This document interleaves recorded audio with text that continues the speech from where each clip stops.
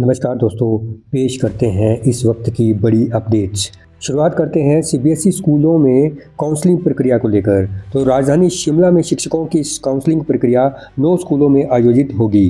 Principles की counselling शिक्षा निदेशालय में ही करवाई जाएगी और अन्य विषयों के शिक्षकों के लिए लाल पानी, छोटा शिमला, पोर्टमोर, फागली, समर हिल, शोघी, लक्कड़ बाजार और संजौली के सीनियर सेकेंडरी स्कूलों में काउंसलिंग प्रक्रिया शुरू करवाई जाएगी। शिक्षा निदेशालय के अनुसार 20 मई तक ये काउंसलिंग प्रक्रिया पूरी करवा ली जाएगी।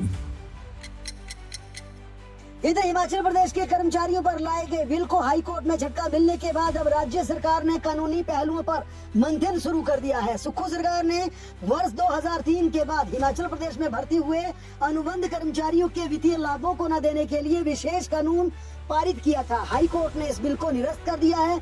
इस कारण प्रदेश के कर्मचारियों को अब अनुबंध काल से वरिष्ठता तथा सभी वित्तीय लाभ देने होंगे। हाई कोर्ट के इस फैसले के खिलाफ अब सुक्खू सरकार ने लॉ डिपार्टमेंट से कानूनी राय मांगी है। पुख्ता सूचना के अनुसार हिमाचल प्रदेश सरकार के पास अब 2 विकल्प हैं। या तो 2003 के बाद अनुबंध सेवाओं में भर्ती किए गए राज्य के तमाम कर्मचारियों को उनकी डेट ऑफ ज्वाइनिंग से उनकी वरिष्ठता का लाभ दिया जाए और उन्हें तमाम वित्तीय लाभ दिया जाए, या फिर हिमाचल प्रदेश हाई कोर्ट के इस फैसले को सुप्रीम कोर्ट में चुनौती दी जाए। पुख्ता सूचना के अनुसार सरकार ने अब इस पूरे मामले को लेकर लॉ डिपार्टमेंट से ओपिनियन मांगा है और उन्हें कहा है कि इस फैसले को सुप्रीम कोर्ट में किस प्रकार से चुनौती दी जा सकती है, इसके लिए मसौदा तैयार किया जाए। हालांकि सुप्रीम कोर्ट राज्य के कर्मचारियों से जुड़े कई महत्वपूर्ण मामलों में पहले ही आदेश पारित कर चुका है कि किसी भी सरकारी कर्मचारी को, चाहे वो अनुबंध पे रखा गया या किसी भी सूरत पे रखा गया है, अगर उस पद के लिए पोस्ट एडवर्टाइज की गई है और भर्ती एवं पदोन्नति नियमों के तहत कर्मचारी को सरकारी सेवाओं में एंटर किया गया है, तो उसे डेट ऑफ ज्वाइनिंग से वरिष्ठता का लाभ भी देना पड़ेगा और तमाम वित्तीय लाभ भी देना पड़ेगा।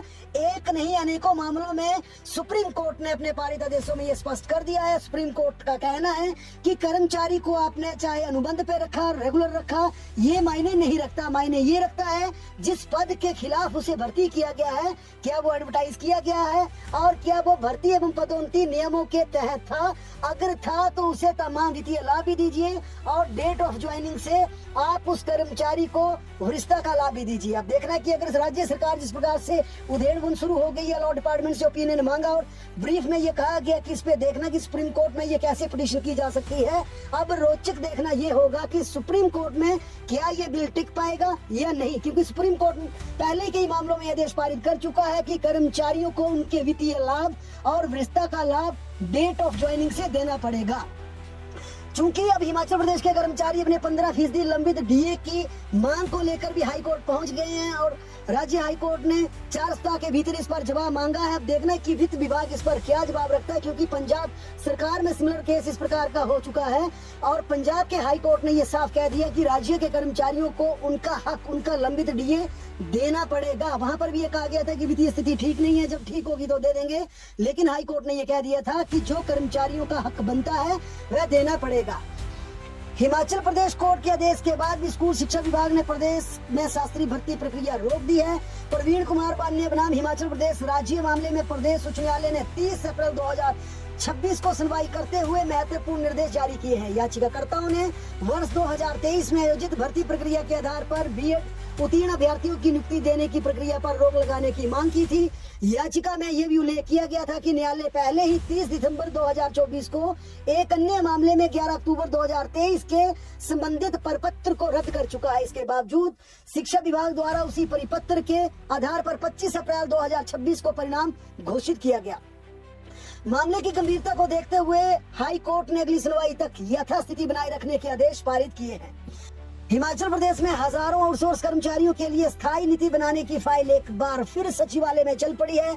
माना जा रहा है कि लंबे समय से लंबित इस मुद्दे पर अब फिर हलचल शुरू हो गई है। सूचना के अनुसार मुख्यमंत्री कार्यालय ने आउटसोर्स कर्मचारियों के लिए स्थायी नीति बनाने की फाइल राज्य के कार्मिक विभाग को भेजी है। इस आधार पर विभिन्न विभागों से आउटसोर्स कर्मचारियों का डाटा जुटाने और उनकी सेवा शर्तों की समीक्षा करने की प्रक्रिया को कार्मिक विभाग ने शुरू कर दिया है। बताया जा रहा है कि स्थायी नीति में आउटसोर्स कर्मचारियों को निर्धारित कोटे के तहत कंसर्न डिपार्टमेंट में मर्ज करने या फिर एक मुफ्त लिखित परीक्षा के आधार पर डिपार्टमेंट में लाने के लिए कई विकल्प वहां पर रखने के लिए कहा गया है।